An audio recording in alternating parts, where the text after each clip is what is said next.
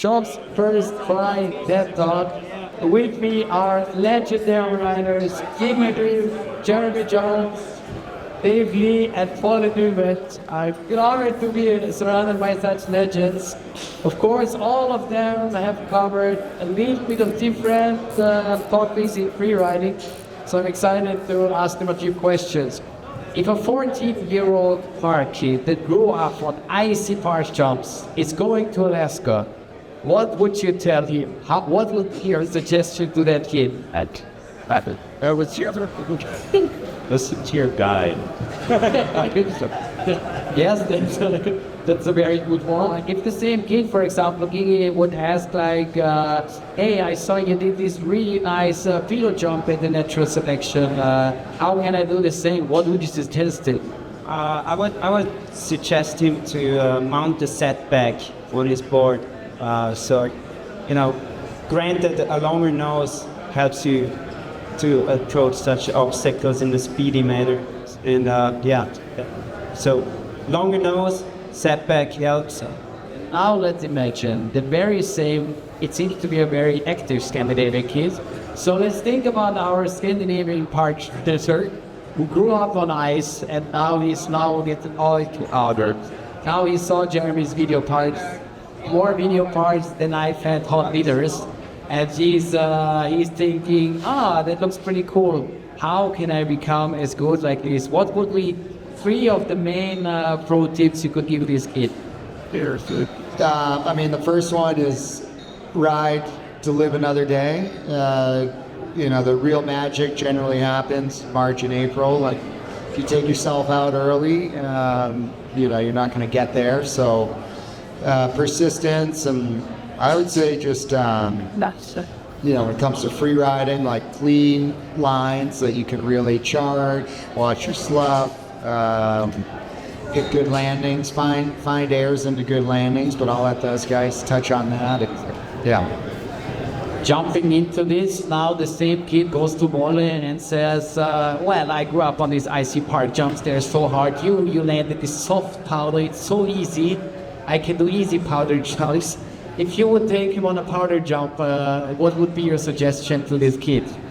I think one thing is to really watch the season grow throughout. So if you watch snow hack and the terrain and rocks and stuff like that, so for sure it helps to pick local spring at that and where did the wind have and GoPro landings and stuff like that. Of course, we don't want to put a wood hack a lot of times in the landings, but it helps to find your security probing stuff. That's just watching how the terrain changes over time. On the last subject before sitting here with Jeremy, we watched him ride a lot with absinthe, right? I think we see his decision making when there was, for example, like 1 meter of fresh powder. And we see Jeremy just doing big, wide open pow turns, not touching the steeps. That is burning my brain forever. I remember my kids have the same rule, right? The 24-hour rule. To let the sun get the faces and stuff like that. So that, think you're bad, there's the right is. Yeah, the 24-hour rule, I disobeyed maybe one time only, and I ended up in the slide. And the rule is very difficult to obey because even if it's sunny and the snow fell on the ground just fresh, you need to let it settle for overnight because the temperature during the day, during the night, it sucks the moisture out and it bonds those layers. And going back to the question of dropping cliffs into landings and terrain, you gotta think, what Wolle also mentioned, you gotta think of it in layers and like a onion. Like you could trigger places that are steep and one point, I learned maybe from Jeremy, it's stay on high points. Look to get out of those terrain traps. So jumping into anything blind and stopping, looking up, which is very common in the park, doesn't go. You need to go back up to the safe point. And that's where also the guides come in because they point these things out. Don't stop until you're on a high point again. Thank you. So obviously our IC contest kid has to learn quite a lot before we throw him into your crew. It's a bit a random question, but do you have a best and the worst day that you kind of are either a best or a worst day that ever stuck in your mind? Man, there's been so many years, and so many good days, so many bad days. But for sure, moments where you trigger a slide isn't ever a good day. I haven't had a major slide incident, but we have had one, and I guess it sticks with you. You remember it. Best days are always with my friends. You know, like if I have my friends with me, it's a good day. Like really understanding my conditions and making sure that you're safe and that you push each other in the right way. Wolle really kind of triggered the house surf movement, or at least to say it how it is. To me, Wolle triggered the house surf movement, and I saw this the first time. I was like, "Wow, it looks cool." Then I tried it, and to me, I'm gonna ask him now, but to me, it was almost like if I could surf good. Have you all ever tried Wolle's Esmos? And maybe Wolle can tell us a few sentences about if there's a really good powder day, you go on a snowboard or you go on a snowboard? In the start, I rode a lot on the power surface for sure. Now I'm really picky when to use the board because you raise the bar of condition where you want to ride those boards. When it's really safe and there's a base, so like slamming with the power surface not that fun, you know, when I hit rocks and stuff like that. Avalanche management is way more difficult, way more dangerous when you use the board on the leash and stuff like that. So perfect days here, especially here being in Austria, is when there's snow loads the valleys.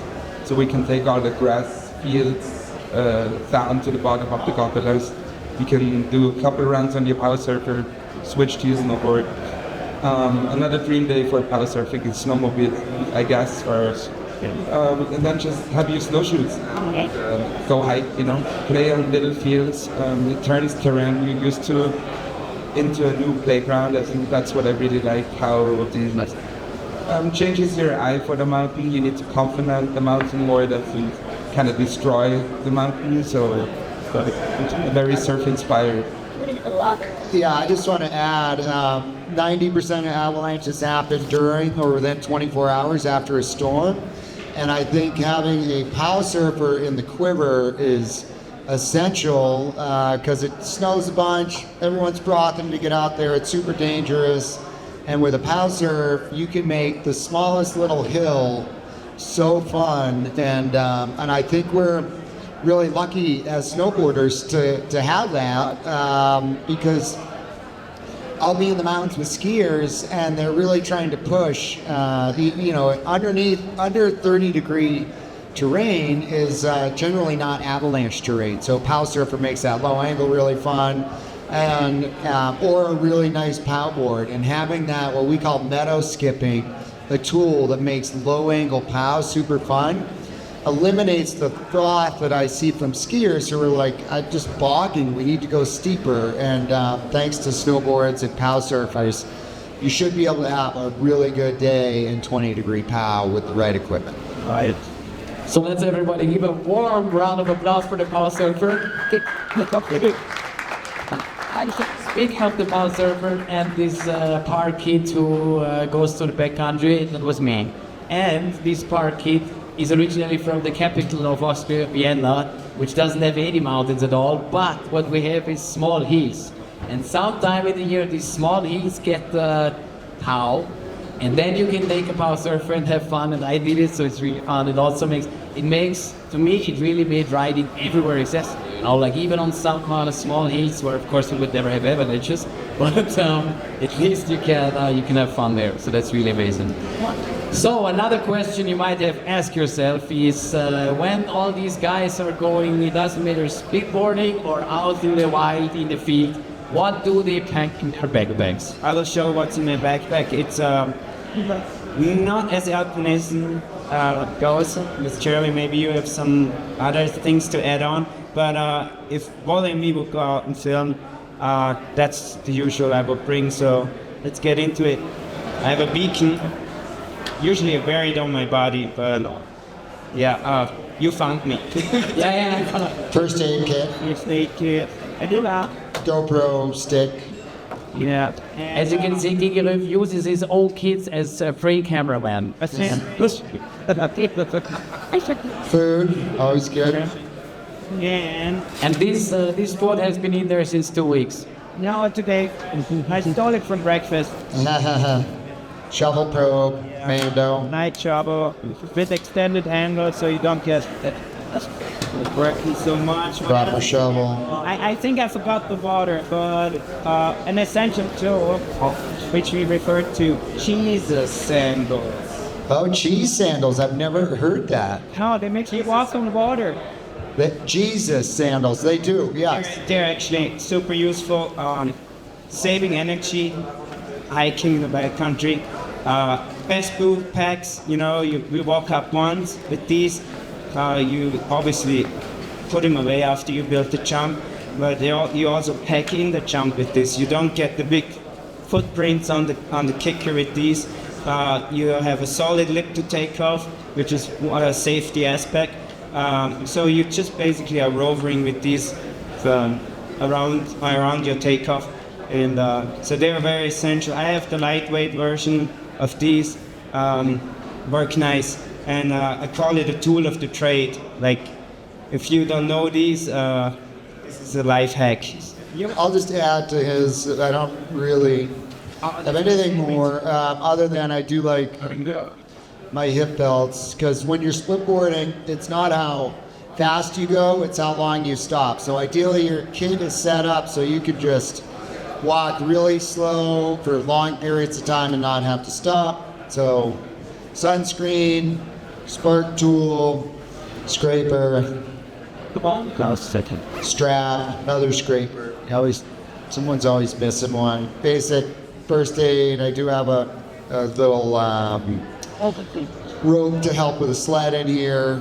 Really like a paracord, but other than that, that's kind of it. The only thing I always add is a second pair of gloves. Somebody always loses one or it gets wet or something, but that's the only thing I would add. Yeah. The other, I do keep a small journal. I seem to have my best thoughts in the mountains. Everything we say, you know, everything's born in the mountains. I have a bad memory, so write it down. I love that.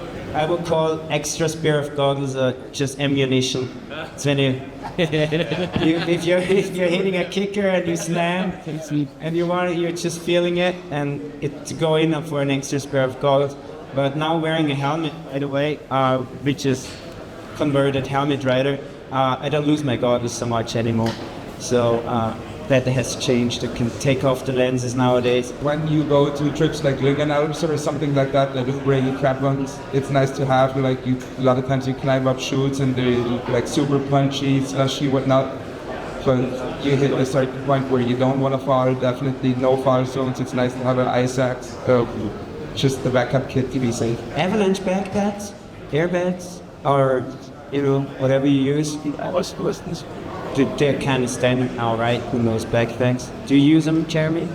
I use them not a ton, just because I'm touring and it's such added weight to it. And then I have the ability. I live in a coastal snowpack, which is a more, might not be as deep a powder, but it's traditionally a more stable, predictable snowpack.